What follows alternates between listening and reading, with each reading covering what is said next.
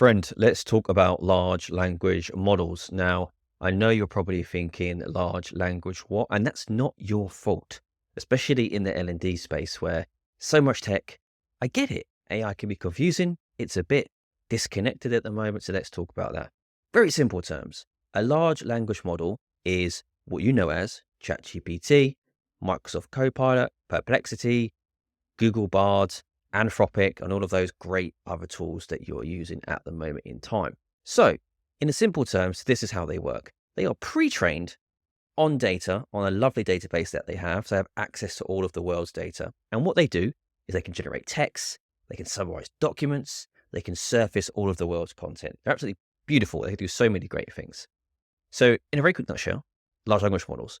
Now, when we talk about large language models like ChatGPT Enterprise, Microsoft Copilot in our organizations, this is what we would refer to as fine-tuned, which basically means they are trained on your company's data only and locked down to your company's data. So we'll talk through a very quick example of this now. So let's look at this here. So a real world large language model example would be this. Imagine your L&T team buys a pre-trained LLM from OpenAI, who's ChatGPT creator. So you've got ChatGPT Enterprise. Then what you would do, your technology team would fine-tune ChatGPT Enterprise with your company's own skill data. So fine-tuning is using company-specific data.